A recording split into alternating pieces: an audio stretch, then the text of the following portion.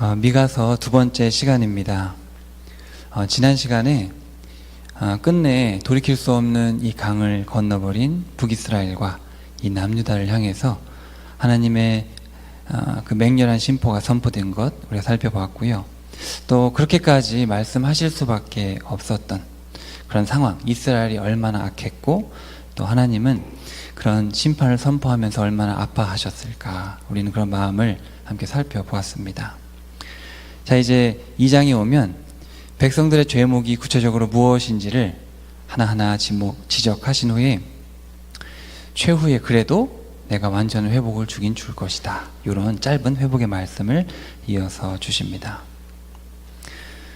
자, 하나님은 그들의 죄목을 딱 하나로 정리를 해서 너희들이 정의와 공의를 무너뜨렸다, 이렇게 이야기를 하시고, 이후에 정의와 공의로 통치할 왕이 너희들의 앞에 가실 것이다, 예수님에 대한 이야기를 짧게 하는 것이죠.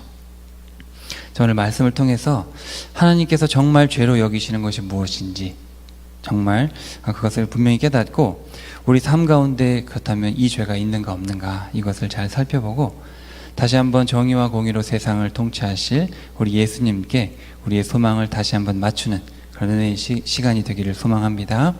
자, 먼저 정의가 무너졌음을 지적하십니다. 자, 1절과 2절에 보시면, 자, 힘을 가진 이들이 악을 도모해서 약자들의 재산을 탐하고 빼앗고 강탈하는 것에 대해서 화를 선포하시죠.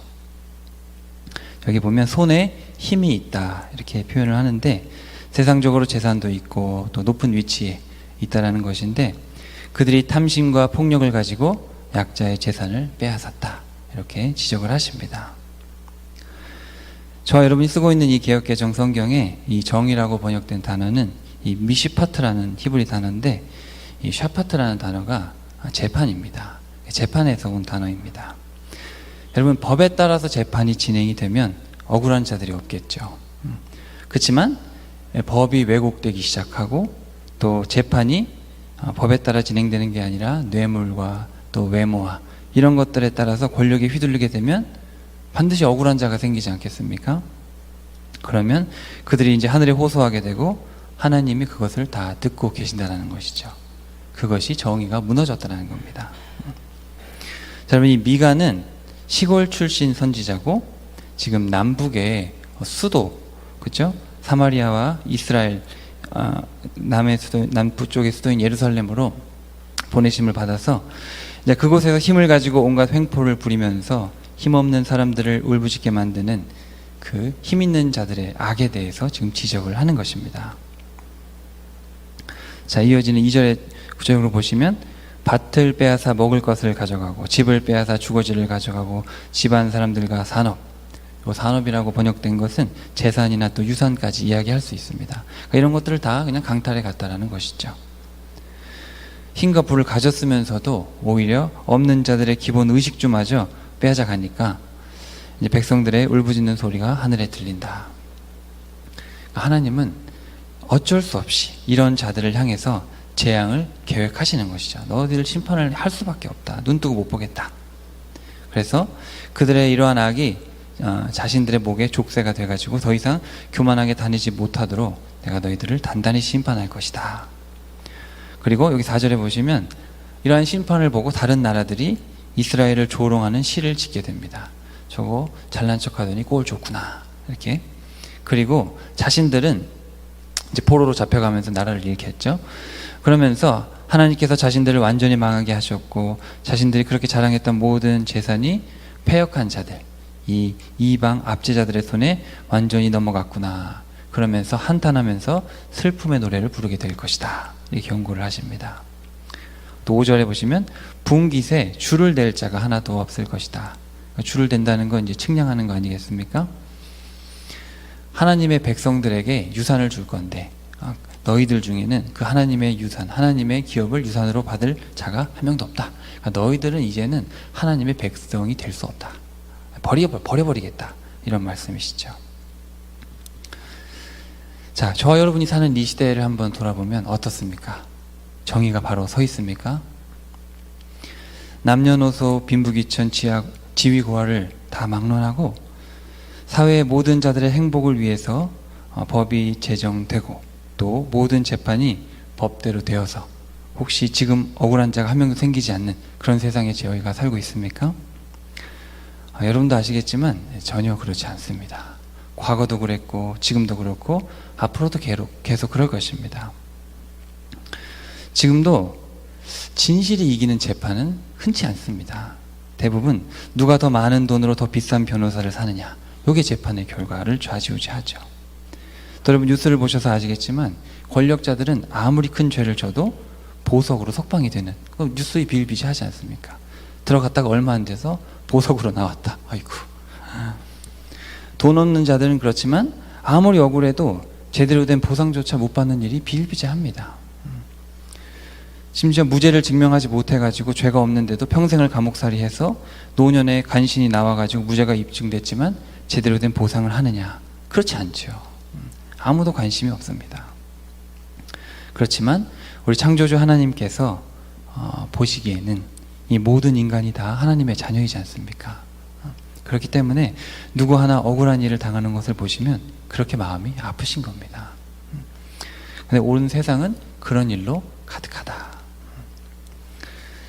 자, 여러분, 이 성경과 고대 근동의 역사를 쭉 봤을 때, 자, 홍수 이후에 이 노아의 증손인 이 니므롯이라는 사람, 이 성경에 등장하는데, 이 사람이 하나님께 반역을 합니다. 이름의 뜻 자체가 반역자라는 뜻인데, 이 사람이 이제 선동에서 바벨탑을 쌓고, 성경에 보면 바벨론이나 아수르 같은 하나님을 대적하는 나라들을 이 사람이 세웁니다. 그리고 이 사람이 왕이 돼가지고 인간 권력을 앞세우고 자신을 신격화하게 됩니다. 그래서 온갖 신화들을 만들고 전설들 만들고 하나님의 말씀 창조를 다 왜곡해가지고 전 세계에 퍼뜨리게 되고, 이 니므롯이라는 사람이 이제 가나안에 오면 바알이라고 불려집니다. 여러분 잘 아시는 바알. 또 저 유럽으로 가면 제우스라고 불리고, 다 똑같은 신입니다. 다 여기 니므롯, 여기서 시작이 된 것이죠. 자, 이렇게 봤듯이 인간은 처음부터 이 권력을 가지려고 합니다. 그리고 계급을 나눠가지고 소수가 절대적인 부와 힘을 가지고 대다수의 사람들을 통제하고 다스리는 악한 짓을 하려고 하는 것이죠. 꼭 마귀가 하는 짓을 따라합니다. 마귀가 하나님을 무너뜨리고 하나님의 자리에 앉아가지고 다 이렇게 다스리고 싶어 하는 것처럼 사람도 똑같죠. 하나님께서 홍수로 이전 인류를 심판하시고 마음을 추스리신 다음에 노아에게 생육하고 번성하라, 그렇게 말씀하지 않으셨습니까? 여러분 그때 어떤 심정이시겠습니까? 찢어지는 가슴을 붙들고 좀 제대로 하기를 얼마나 간절히 바라시면서 너희 제발 좀 사이좋게 행복하게 이렇게 차별하지 말고 권력 권세 부리지 말고 한 사람이 다 독차지하지 말고 좀 서로 사이좋게 그렇게 나눠서 살면 얼마나 좋겠냐, 이런 기대를 가지고 노아와 함께 시작하지 않으셨겠습니까? 그런데 얼마 안 가서 증손이니까 진짜 얼마 안 간 것이죠. 그러니까 순식간에 이 하나님의 이 간절함과 소원이 순식간에 짓밟힌 것입니다. 그리고 그렇게 시작된 인간의 역사가 저와 여러분이 살고 있는 이 시대까지 전쟁의 역사였습니다. 인류 역사상 전쟁의 시기가 없었던 적이 없고, 잠깐 없었어도 전쟁을 준비하는 시기였지, 인간은 항상 싸웠습니다. 힘 있는 자들의 욕심에 따라 힘없는 자들은 징집되고, 그러니까 죽으면 아내는 과부가 돼서, 그죠? 가정은 풍지박산나고, 아이들은 고아가 되고, 노예로 팔려가고. 사실 인류 역사가 항상 이래왔다는 것이죠. 정의가 정말 바로 세워진 인간의 역사가 없다라는 겁니다. 하나님께서 괜히 정의를 외치시는 게 아니죠. 여러분의 삶에 정의가 가득할 수 있기를 간절히 축복합니다. 여러분이 만약에 고용주라면 여러분의 직원들에게 합당한 보수를 주고 법대로, 그리고 충분한 원칙 안에서 존중받는 삶을 살아갈 수 있도록 해줘야 되는 것이죠. 또 어떤 일을 여러분이 하든지 사람을 살리기 위해서 법이 세워졌다면 그 법을 최선을 다해서 지켜야 됩니다. 우리 주님께서는 법을 지키는 데 있어서 흠이 없어야 된다. 바리새인들, 걔네들은 행동은 따라하면 안 되지만 법을 지키려는 열심만큼은 그렇게 우리가 완전해야 되지 한데 말씀하지 않으셨습니까? 그리고 우리는 어떠한 경우에서도 악을 도모하거나 또 원칙에 어긋나는 행동을 함으로써 억울한 자가 생기는 일이 없도록 우리의 처신을 잘 해야 되는 것이죠. 또 한편 여러분, 이것을 우리의 가정으로 돌려보면, 자, 우리 가정에서 부모로서 우리는 어떻게 보면 힘이 있는 자들입니다. 그렇죠? 그렇다고 해서 자녀들을 학대해서는 안 되지요. 여러분, 자녀는 소유물이 아니지 않습니까? 하나님께서 창조하신 인격체이기 때문에 우리가 자녀를 대함에 있어서도 이 정의라는 것이 필요합니다. 자녀를 우리가 힘과 권위로 누르게 되면 약자인 자녀들은 평생 상처와 아픔 속에서 억울한 마음을 가지고 살아가게 되죠. 자녀가 죄를 지었을 때 정확한 잣대로 알려줘야 되고 옳은 길로 가도록 지도해야 되는 것은 우리의 책임이지만, 그리고 또 저와 여러분은 성도로서 하나님의 말씀의 이 잣대, 기준을 가지고 자녀들을 훈계해야 되는 것이 맞습니다. 하지만 우리가 부모라고 힘이 있다고 자녀들의 어떤 의사를 그냥 무시하고 아무런 잣대 없이 마음대로 감정적으로 대해서는 안 되는 것이죠. 그렇게 했을 때 우리가 이제 자녀들에게 억울한 일이 없게 되고, 또 자녀들도 정의롭고 올바른 법의 잣대에 따라 부모에게 평가를 받으며 자람으로써 사실 이 부모를 통해서 투영되는 것이 바로 하나님 상 아닙니까? 자녀들은 부모를 통해서 하나님의 성품을 간접적으로 배우는 것입니다. 그렇기 때문에 하나님도 이렇게 정의롭고 올바른 평가를 하시는 분이구나, 그런 마음이 생기기 때문에 그런 자녀들이 올바른 신앙의 길로 나아갈 수 있는 것이죠. 너무 억울하게 자라면 하나님한테도 억울한 마음이 들 수밖에 없는 겁니다. 부모가 정의를 행해야 자녀도 정의를 원하시는 그 하나님을 바르게 만나고 인식할 수 있다는 것이죠. 부모로서 우리의 책임이 얼마나 큰지 모르겠습니다. 자, 여러분의 삶의 자리에서, 또 여러분의 가정과 직장과 삶의 모든 곳에서, 특별히 우리는 성도로서 하나님의 말씀의 법이 있지 않습니까? 또 세상에서도 사람을 살리는 많은 좋은 법들이 있습니다. 물론 악법도 있지만, 그래도 우리가 말씀의 기초에서 또 그 위에 서고, 또 세상 법을 말씀의 법으로 기초해서 이렇게 잘 분별해가지고 우리가 정의를 행하는 우리의 삶이 되어야 될 줄로 믿습니다. 여러분의 남은 삶이 그렇게 정의를 행하실 수 있는, 하나님께 칭찬받는 여러분이 되시길 축복합니다. 자, 이제 이어서 두 번째로 지적하시는 것이 있는데, 그것은 바로 공의가 무너졌다라는 것이죠. 자, 6절에 보시면 당시 사람들은 이제 미가가 하나님의 말씀을 전하는데 그것을 욕으로 여깁니다. 그리고 그건 하나님의 말씀이 아니다, 이렇게 이야기를 하죠. 자, 왜 이렇게 이야기하냐면 하나님의 마음에 공감이 안 되기 때문입니다. 자, 여러분, 이 공이라고 번역된 히브리어는 제다카라는 단어인데, 이것은 올바른 관계, 그리고 그 가운데서 이제 공감하는 마음이죠. 여러분, 관계가 바르면 공감이 되겠죠. 이스라엘 백성들이 하나님의 이 공의를 이해하지를 못했습니다. 그리고 하나님과의 올바른 관계가 없었기 때문에 구약 시대 그렇게 죄만 졌던 것이고, 결국 이제 예수님께서 오셔가지고 이제 너희들이 이렇게 공의에 대해서 오해하는데 내가 분명하게 말해주겠다. 그래가지고 정확하게 짧게 분명하게 말씀해 주신 것이 뭐냐? 바로 산상수훈에 나오는 이 황금률이라는 것이죠. 그러므로 무엇이든지 남에게 대접을 받고자 하는 대로 너희도 남을 대접하라. 이것이 율법이요 선지자다. 자, 여러분, 율법이요 선지자라는 말이 뭡니까? 구약을 의미하는 단어입니다. 율법과 선지자, 그렇죠? 모세오경과 선지서. 쉽게 말하면 이것이죠. 내가 구약 내내 얘기했던 공의를 외쳤는데 그게 뭔지 아냐? 바로 이거다. 공감하라는 얘기다. 대접받고 싶은 대로 대접하라. 그리고 여러분, 이 말씀 속에는 너희들이 하나님의 마음을 알아주면 하나님도 너의 마음을 알아주신다, 이런 마음이 깔려 있는 것이죠. 우리는 항상 이렇게 하나님께 내 마음을 좀 알아주기를 바라지 않습니까? 근데 올바른 관계라면 절대 일방통행이 될 수 없다는 것이죠. 하나님과 올바른 관계가 있다면 존귀하신 하나님의 마음을 우리가 알아들이기 애쓰고, 그러다 보면 자연스럽게 하나님도 우리 마음을 당연히 아시겠죠. 즉, 하나님 관계에 있어서, 또 우리 인간 관계에 있어서 핵심은 공감하는 것이다. 지금 이것을 지적하시는 겁니다. 좀 더 이 부연 설명을 드리면, 이 공이라는 개념은 우리가 아까 살펴봤던 이 정이라는 개념을 사실 포괄하는 개념입니다. 자, 여러분, 마음으로 이 공감하는 것이 올바른 정의를 행함에 있어서 우선이 되어야 합니다. 자, 왜냐하면 자, 여러분이 만약에 공감하지 않고 긍휼의 마음이 없어도 법을 지킬 수는 있죠. 자, 법 때문에 근데 억울한 일을 당하는 사람이 있는데 여러분이 그 억울함에 가서 꼭 공감해줘야 되는 것이 법은 아니지 않습니까? 억울한 일을 당할 수는 있지만, 그죠? 즉 우리가 누군가가 억울한 일을 당하고 울고 있을 때 찾아가서 위로해 줄 수 있는 것은 긍휼의 마음이 있기 때문입니다. 법이라서 하는 게 아니죠. 또 다른 예를 들어보면, 여러분 이스라엘 백성들이 이제 안식일을 지키라는 계명을 받았는데, 안식일엔 아무것도 하지 말라고 하셨으니까 죽어가는 자도 살리면 안 되고, 심지어 우리가 앉아있는 이 장판도 들고 가서는, 매트도 들고 가서는 안 되고, 이런 식으로 말도 안 되는 법을 추가로 제정해서 사람들을 정죄하고 재판을 했습니다. 자, 왜 이런 일이 일어났냐면 안식일을 제정하신 하나님의 마음, 이 공감을 못하니까 법만 가지고 횡포를 부렸던 것입니다. 자, 여러분 안식일을 제정하신 큰 이유는 예수님께서 말씀하셨듯이 뭡니까? 생명을 살리는 데 있는 겁니다. 예수님 여러 차례 말씀하셨죠. 땅도 동물도 종들도 7일에 한 번은 쉬어야 된다. 생명을 존중하는 것이지. 1년 내내 부려먹으면 어떡하냐. 땅도 쉬어야 되고, 그렇죠?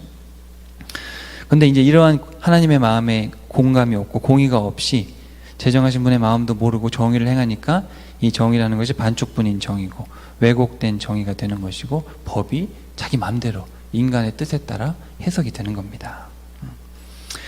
쉽게 말하면 창조주의 마음으로 창조주의 법을 지켜야지 그 법준수가 하나님께 인정을 받는 법준수가 될 수 있다는 것이죠. 법을 지키긴 지키는데 내 마음대로 한다면 그것은 순종이 아니라는 겁니다. 성경을 통해서 우리 창조주 하나님의 마음을 헤아리지 못하고 그냥 성경에 어떤 기록된 구절들, 명령들을 그냥 산발적으로 내 마음대로 지키면 인정받는 게 아니라는 겁니다. 기록된 말씀을 지키기에 앞서서 말씀을 기록해 주신 분의 마음을 이해하고 하나님의 마음으로 계명을 받아들이고 읽고 지켜야지 의미가 있다는 것이죠. 부모의 말을 문자 그대로 지키는 게 중요한 게 아니라 부모가 그런 말을 한 이유를 파악해야죠. 그렇죠? 그래야지 순종이 되는 것이지, 그것도 모르고 그냥 시킨다고 그냥 억지로 하면 그것은 순종이 아니지 않습니까? 마찬가지입니다. 자, 이런 공의에 대한 여러분 이해를 우리가 가지고 있어야 이제 6절부터 쭉 읽어볼 때 이해가 됩니다. 당시 이스라엘 백성들이 이렇게 하나님의 마음에 공감을 못했기 때문에 하나님의 이 심판의 선포를 욕으로 여겼던 것이죠. 우리가 하나님의 마음을 모르고 만약에 1장을 읽었으면 하나님 되게 무섭네, 왜 이렇게 비꼬면서 심판만 선포하시나 이러지 않았겠습니까? 근데 우리가 하나님의 그 찢어지는 마음을 아니까 그 1장에서 우리가 살펴봤던 심판이 심판으로 들리는 게 아니라 하나님의 찢어지는, 그쵸, 그 마음으로 느껴지지 않습니까? 자, 성경에서 여기 이제 예언이라고, 여기 6절에 보시면 예언이라고 되어 있는데, 자, 예언이라는 말은 미래를 말하는 게 아니고 하나님의 말씀을 전달하는, 맡을 예자의 말씀 원자, 그렇죠? 맡은 말씀을 대언하는 겁니다.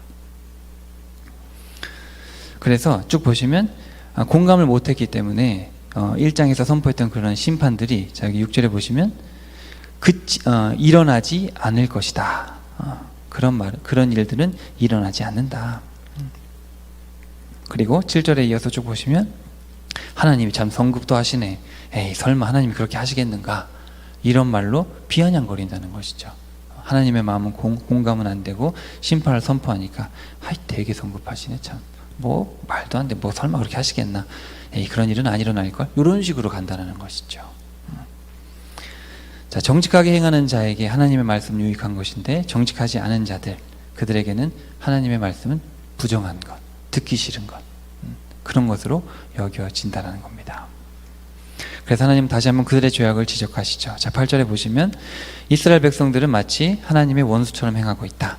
전쟁을 피해 지나가는 피난민 같은 연약한 자들의 겉옷을 벗겨버린다. 자, 여기서 말하는 겉옷은 저와 여러분이 입고 있는 외투가 아닙니다. 그 당시 이스라엘은 낮은 뜨겁고 밤은 아주 추운 날씨입니다. 그렇기 때문에 이 겉옷은 자신을 보호하고 밤에는 이불로 덮어야 되는 생명과도 같은, 그것이 우리랑은 좀 다르죠. 겉옷을 뺏는다는 것은 이 약자 중에 약자에게 겉옷을 빼앗는다는 것은 쉽게 말하면 생명을 뺏는 겁니다. 생명을 뺏는 것. 자, 여러분 또 9절에 보시면 여인들을 집에서 쫓아버리고 자녀들을 짓밟는다. 여기 하나님께서 이제 어린아이들에게 행한 횡포에 대해서 자신의 영광을 영원히 빼앗는 것이다, 이렇게 말씀을 하십니다. 이 아이들은 참 연약한 존재들 아닙니까? 그렇죠? 근데 하나님께서 사실 창조하신 이 생명 하나하나, 비록 연약한 아이일지라도 얼마나 소중한 생명입니까? 그런데 그런 어린 생명을 향해서 다 하나님이 뜻과 계획을 가지고 계시는데 그런 어린 생명을 무참히 짓밟으니까, 그렇죠? 하나님께서 그것에 대해서 아주 강력하게 책망을 하시는 것이죠. 자, 여기 나오는 이제 피난민들이나 여인들이나 이 아이들은 다 사회의 약자들입니다. 이 약자들을 향해서 하나님은 긍휼을 베풀기를 바라셨지만 오히려 이스라엘 백성들은 그 하나님의 마음은 공감을 못하고 약자들을 무참히 짓밟았다. 따라서 하나님은 그 땅이 더 이상 쉴 곳이 아니며 이미 더러워져서 반드시 그 거대한 심판을 받게 될 것이기 때문에 너희들은 일어나서 이 땅을 떠나라. 이스라엘 땅을 떠나라. 자, 여기 보시면 10절에 보시면 일어나라, 떠나라 두 단어가 나오는데 2장에서 등장하는 유일한 명령어입니다. 떠나라. 정의와 공의가 없는 곳에는 자비 없는 심판밖에 없으니까 박차고 떠나라는 겁니다. 정의와 공의가 없는 삶은 문제가 심각하다는 얘기죠. 심판밖에 남은 게 없다라는 강력한 경고의 말씀이 되겠습니다. 그리고 이제 이 공의에 대해서 말씀을 하시면서 이제 이야기를 끝내시면서 11절에 한 말씀을 더 하시는데, 아까 시작할 때 6절에서 공의에 대해서 말씀을 하시면서 하신 말씀과 연결되는 내용입니다. 여기 잘 보시면 11절에 보시면 포도주와 독주에 대해서 설교하면 백성의 선지자가 된다. 자, 여러분, 포도주와 독주를 편하게 마실 수 있는 말씀, 쉽게 말하면 성도들에게 좋은 말씀, 성도들이 듣기 좋은 말, 잘 될 겁니다, 평안합니다, 복 받을 겁니다. 예레미야 시대에도 거짓 선지자들은 항상 평안합니다, 심판은 없습니다, 잘 될 겁니다. 이렇게 말씀을 전하면 인정받는 사역자가 된다는 것이죠. 하나님의 마음을 전달하는 설교가 아니라 성도의 마음을 위로하는 설교를 하면 인기가 높다라는 겁니다. 그런데 하나님은 그것에 대해서 뭐라고 평가하시냐면, 자, 11절 앞에 보시면 허망하게 행하는 것이고 거짓말하는 것이다. 왜냐하면 이 땅을 바라보는 하나님은 전혀 그런 마음이 아니시기 때문이죠. 다른 번역에 보면 허풍과 기만이다 이렇게 번역을 해놨습니다. 그래서 이제 6절과 번역해서 보면 죄에 대해서 지적하면 욕이라 여기고 삶의 평안함에 대해서 설교하면 참 말씀이다. 하나님의 진심을 전하면 욕이라고 하고 인간의 진심을 만져주면 참되다. 하나님께 공감해야 된다고 하면 거부하고 인간의 마음에 공감해주면 좋아하는, 이런 곳에서는 떠나야 된다는 겁니다. 떠나라. 왜냐하면 다 허풍과 기만이기 때문에, 진실이 아니기 때문입니다. 아니, 도대체 얼마나 힘드셨으면 이런 말씀을 하셨을까? 여러분에게 좀 더 이 상황에 맞는 그 하나님의 마음을 여러분이 전달해 드리기 위해서 동시대 사역했던 이 이사야서를 잠깐 소개합니다. 이사야서 1장에 그냥 적나라하게 써 있습니다. 하나님의 심정이 어떤지. 동물들도 주인을 알아보는데 이스라엘은 주인이자 부모 되신 하나님을 알아보지 못하는 패역한 자식이다. 머리부터 발끝까지 너는 성한 곳이 없는데 왜 여전히 깨닫지 못했느냐? 그렇지도 못하면서 성전에 나와서 무수한 제물로 제사를 드리기에 급급하다. 너희들은 정말 어리석구나. 나는 그런 제물을 받을 마음도 없고 월삭이나 안식일이나 성회를 모이는 것 자체를 견디지를 못하겠다. 그런 것들은 짐스럽고 기도해도 들을 마음이 없다. 왜냐하면 정의와 공의는 없고 너희 손에 피만 가득하다. 따라서 회개하고 악한 행실을 버리고 선행을 배워서 정의를 구하고 학대받는 자를 도와주고 고아를 위해 신원하며 과부를 위해서 변호해라. 여러분, 미가를 통해서 아까 우리가 살펴봤듯이 비난민들, 여인들, 아이들 말하지 않았습니까? 이사야서에서는 학대받는 자들, 과부들, 고아들 이렇게 이야기를 하죠. 이 말씀에 너희들이 순종하면 너희의 죄가 주홍같이 붉을지라도 내가 다 용서한다. 하지만 너희들이 만약에 끝까지 거절하면 칼에 삼켜질 것이다. 그러면서 오라, 우리가 서로 변론하자. 쉽게 말하면 따져보자. 너희들이 정의와 공의를 행하고 있는지 한번 따져보자. 너희들이 심판을 피할 자격이 있는지 보자. 따져보자. 너희들이 내 마음에 정말 공감하고 있다면 증명을 해봐라. 이런 말씀을 하시는 것이죠. 얼마나 답답했으면 이렇게 하시겠습니까? 따져보자. 아마 이 따져보자는 말씀을 하실 때 눈물도 흘리시고 마음엔 분노도 가득하시고 여러 마음이 교차하지 않으시겠습니까? 여러분은 자녀에게 울면서 따져보자라고 말을 했을 때 얼마나 그 심정이 격하겠습니까? 오죽했으면 자녀에게 이렇게 울부짖으면서 따져보자 이야기를 하겠습니까? 이런 하나님의 마음에 공감하실 수 있는 여러분이 되시길 간절히 축복합니다. 여러분 이 시대를 보면서 하나님의 마음이 어떠하실까 혹시 생각해 보셨습니까? 하나님이 정말 원하시는 것이 무엇일까? 혹시 공감이 되십니까? 우리가 드리는 물질보다도, 우리가 드리는 예배, 이 예식보다도 우리의 일상에서의 예배, 정의와 공의를 행하는 삶의 예배, 긍휼이 가득한 사랑의 실천을 원하신다는 것 공감이 되십니까? 피난민들, 여인들, 아이들로 특정 지을 수 있는 이 약자들을 하나님의 마음이 그것을 향하고 있다는 것 공감이 되십니까? 자녀를 낳아보면 여러 자녀가 있으면 가장 약한 자녀에게 마음이 가는 것이 부모의 마음입니다. 그 자녀가 다치면 그 자녀에게 마음이 쓰이죠. 그리고 다른 자녀들이 그 자녀에게 가서 좀 같이 위로해주고 그러기를 바라는 게 부모의 마음 아닙니까? 약자가 울고 있을 때 그 아픔에 함께 울어주고 있느냐, 우리 주님께서 저와 여러분에게 묻고 계신 것이고, 또 여러분 잘 아시다시피 주님께서 재림하셨을 때 양과 염소를 구분하시고 뭐라고 부르십니까? 지극히 작은 자 하나에게 뭘 했냐, 요걸 물으신다는 것이죠. 여러분 사실 인간의 역사를 쭉 보면 하나님의 마음은 전혀 알지를 못했습니다. 사람은 처음부터 끝까지 이런 마음을 알지 못했고 항상 멸망으로 치닫고 있었고, 그렇기 때문에 하나님은 하나님의 마음을 눈으로 보고 귀로 듣고 손으로 만지면서 깨달으라고 마지막 방편으로 이 땅에 오신 겁니다. 그리고 그분이 바로 예수님이시죠. 마지막 손길입니다. 마지막 구원의 손길이죠. 하나님은 저와 여러분의 이 아픔에 공감하시기 위해서 친히 우리와 같은 인간이 되셨고, 우리의 연약함을 공감하시고자 육체가 되셨고, 배고픔과 슬픔과 고통과 기쁨을 친히 경험하셨습니다. 하나님이 제 마음을 왜 이렇게 몰라줍니까? 라고 말할 수 없다는 겁니다. 이미 모든 고통, 인간이 겪을 수 있는 가장 극한 고통을 다 겪어보셨습니다. 외로움도 겪으셨고 육체의 어마어마한 고통도 다 겪으셨고, 십자가보다 더 큰 고난은 없습니다. 과학자들도 하는 얘기죠. 인간이 겪을 수 있는 가장 큰 고통이 십자가의 고통이다. 예수님은 사회에서 소외된 자들에게 찾아가 그들의 고통과 눈물을 닦아주셨죠. 그리고 당시 이스라엘 사회에는 가난은 죄의 결과라고 그렇게 믿었습니다. 이 잘못된 신앙관이죠. 그런 왜곡된 신앙관 때문에 그 가난한 자들, 고통받는 자들에게 가서 죄 사함을 선포하셨고, 또 육신의 질병을 고쳐주셔서 생명의 회복을 위해서 내가 온 것이다. 육체의 질병을 고쳐주는 것은 가시적인 것이고 실제적으로 원하는 것은 이 혼의 구원이죠. 이 생명의 구원입니다. 그것을 보여주시기 위해서 하신 것이죠.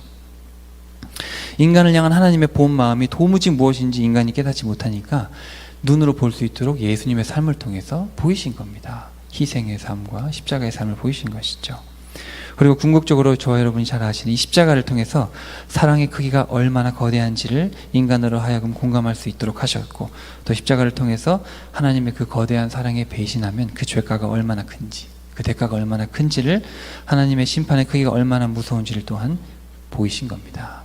십자가를 통해서 사랑이 공감이 안 되고 심판이 공감이 안 되면 답이 없는 겁니다. 그건 마지막이죠.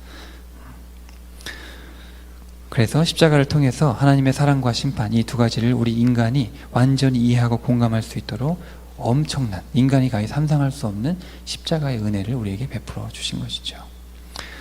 저와 여러분이 바로 그 예수님의 제자이고 바로 그분의 십자가의 길을 따라가는 자임을 꼭 믿으시기를 바랍니다.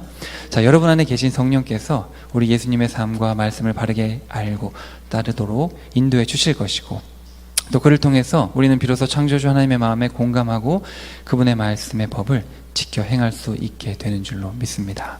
삼위일체 이 하나님의 은혜 속에 거하는 자들은 하나님의 마음으로 하나님의 법, 정의와 공의를 행하며 살아가게 되는 것이죠. 여러분의 삶이 그렇게 되시기를 간절히 축복합니다.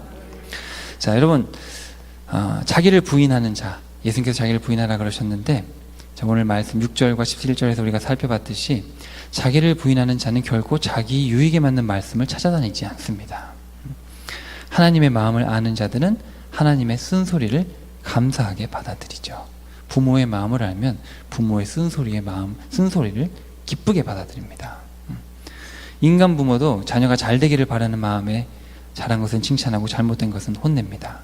마찬가지로 우리 주님도 자녀들이 잘할 때 기뻐하시고 잘못했을 때 혼내시는 것이 너무나 당연한데, 이런 마음을 주시는 것이 무엇이겠습니까? 너희들이 자녀를 키워봐라. 그러면 내 마음을 알게 될 것이다. 이것을 허락하시는 것이죠. 자, 이 단락을 마무리하기 전에 제가 한 가지 나누고 싶은 게 있습니다. 성경의 내용의 대부분은 칭찬이 아니라 책망이라는 사실을 꼭 기억하셔야 됩니다. 성경 구약 39권을 읽어보면 하나님께서 칭찬하시는 건 찾기 거의 어렵습니다. 대부분 하나님께서 인간의 악함으로 인해 좌절하시고 책망하시고 눈물을 흘리시는 이야기가 대부분이죠. 예수님도 공생기간 동안 모욕은 다 당하시고 고통을 당하시고 귀신 쫓으니까 귀신 들렸다 그러고 말씀 전하니까 신성모독이라 그러고 나중에는 하나님의 아들이라고 우겨대냐 십자가에 달려 죽여라 십자가에 죽입니다. 요한계시록에 나오는 7교회도 읽어보시면 칭찬도 하지만 거의 책망입니다. 자, 이것을 통해서 우리가 알 수 있는 것은 하나님은 칭찬에 인색하신 게 아니고 전혀 아닙니다. 왜냐하면 성경을 읽어보면 하나만 잘해도 너무 좋아가지고 기뻐 뛰십니다. 한 개만 잘해도. 그 악한 아합 왕이 한 번도 회개 안 하다가 회개하니까 그대의 심판을 베풀지 않겠다는 약속을 하실 정도로 하나님의 이 돌아온 사람에 대한 이 기쁨과 은혜는 측량하기 어렵고 좀 그 정도는 너무하죠. 그 정도로 하나님의 은혜는 너무 큽니다. 그럼에도 불구하고 그런 내용은 거의 없고 거의 책망하시는 이야기인데 그 이유는 인간이 항상 악하다라는 겁니다. 진짜 성경을 읽다 보면 이렇게까지 참으실 필요가 있나, 진짜 인간이 해도 너무했다 이런 생각이 듭니다. 여러분이 만약 이렇게 못 읽었다면 그건 바르게 읽은 게 아닙니다. 하나님은 구약 신약 내내 울고 계시고 인간은 구약 신약 내내 하나님의 눈물에 공감을 못하고 죄를 따라간다고 성경 66권은 계속해서 고발하고 있습니다. 여러분 스스로도 냉정하게 평가해 보시기를 바랍니다. 내가 하나님의 아픔과 그 마음에 공감하는 신앙을 해왔는지, 아니면 내 삶의 문제를 해결하기 위해서 하나님께 공감해 달라고 그냥 요구만 했던 신앙은 아니었는지. 전자와 후자는 전혀 다르다고 지금 오늘 본문을 통해서 말씀을 하시는 것이죠. 남은 여생 정의와 공의의 삶을 요구하시는 그 하나님의 마음, 그 마음의 중심을 잘 알고 공감하셔서 하나님의 그 뜻을 행하는 데 여러분의 삶을 드릴 수 있는 여러분의 남은 여생이 되길 축복합니다. 정의와 공의를 행하는 것에 대해서 여러분 혹시 이게 뭔가 잘 모르시면 마태복음 5장과 7장에 있는 산상수훈을 읽으시면 됩니다. 거기에는 정확하게 정의와 공의가 뭔지 예수님께서 아주 집약해 놓으셨습니다. 그것이 핵심이기 때문에 가장 첫 복음서, 신약의 첫 책인 마태복음 맨 앞장에 써놓은 것이죠. 자, 이렇게 이제 하나님께서 정의와 공의가 무너졌음을 강력하게 지적하시고 이제 3장으로 넘어가시면 지도자들에 대해서 이제 본격적으로 신랄한 지적을 하시게 되는데 그 전에 짧게 이스라엘의 궁극적인 회복에 대해서 말씀을 하십니다. 혼내기만 하면 또 시험 들기도 하고 또 사실 혼내시는 이유가 뭐냐면 궁극적으로는 돌아오게 하기 위해서 혼을 내시는 겁니다. 때리는 이유는 그렇기 때문에 그것을 잊지 않게 하시려고 12장 12절과 13절에 짧게 회복의 말씀을 하시죠. 자, 거기 보시면 반드시 이스라엘의 남은 자들이 한 처소에 모여 나라가 온전히 회복되는 날이 올 것이다. 자, 여러분 여기 보스라라는 곳이 있는데 보스라는 에돔 땅에 있는 비옥한 목초지입니다. 그래서 그 목초지에 있는 양떼같이 초장의 양떼같이 너희들이 다 모일 것이고 그리고 모여서 함께 떠든다. 그만큼 많은 사람들이 다 회복돼서 모여 있을 것이다. 또 13절에 보시면 끝에서부터 보시면 성문이 열리고 여호와께서 선두에 서시고 그들의 왕이 앞서 가시면서 모든 것을 회복하신다. 그래서 온 성이 다 완전히 회복이 된다. 이런 말씀을 하시게 되죠. 이 말씀은 초림이라기보다는 예수님의 재림에 대한 말씀으로 이해하는 것이 적합하다고 보여집니다. 이스라엘의 완전한 회복은 예수님의 초림 때가 아니고 예수님께서 재림하시고 이제 예루살렘을 중심으로 유대인들을 중심으로 천년왕국을 이룰 때 그때 완성되기 때문이죠. 그래서 이제 이사야서와 미가서 이 같은 동시대 사역자들인데 항상 보면 예수님의 초림을 이야기하고 천년왕국, 예수님의 이 재림과 회복을 이야기 항상 합니다. 자, 결국 하나님께서 미가를 통해서 맹렬한 지적과 심판을 선포하시지만 궁극적으로 이스라엘에게 허락하실 것은 무엇이냐? 바로 완전한 회복이다. 결국은 은혜다. 이것을 말씀하시는 겁니다. 부모가 자녀들에게 원하는 것은 결국은 뭡니까? 자녀가 잘 되는 겁니다. 결국은 자녀가 잘 되기 위해서 그렇게 때리는 것이죠. 그러한 부모의 마음을 안다면 부모의 쓴소리를 감사한 마음으로 받을 줄 아는 성숙한 자녀가 되어야 될 줄로 믿습니다. 구약에 많은 책들이 있지만 이 하나님의 본심이 잘 기록되어 있는 책들이 바로 이런 예언서들입니다. 이스라엘 백성들이 하나님을 떠날 때 하나님께서 본심을 기록해 놓은 책들이죠. 이 레위기에 보면 이제 하나님과 이스라엘 백성들이 언약한 이제 이 계약들이 있는데 계약을 자꾸 안 지키기 때문에 너네 계약을 안 지키면 계약의 규정대로 혼난다, 이런 얘기를 계속 하는 겁니다. 이 예언서들이. 그래서 하나님의 말씀으로 다시 돌아가서 그분의 마음을 헤아리고 다시 무엇을 행해야 될지를 점검하자, 이렇게 부르짖는 책들이 예언서들이죠. 자, 이러한 하나님의 마음을 알고 우리에게 허락하실 영원한 회복과 생명을 바라보실 수 있는 여러분 되시길 축복합니다. 저와 여러분의 소망이 어디 있습니까? 바로 영원한 회복과 생명이 있는 곳, 천국에 있지 않습니까? 저와 여러분을 위해서 이미 거처를 우리 주님께서 예비해 놓고 기다리신다고 말씀하시지 않습니까? 저와 여러분의 인생의 끝에는 영원한 안식이 있습니다. 그 안식을 바라보는 자라면 이 땅에 살면서 하나님의 마음에 공감하고 하나님의 말씀을 지켜 행하라고 지금 우리에게 명령하시는 것입니다. 정의와 공의를 행하며 살아라. 그렇게 살면 천국에서 나를 만날 것이다.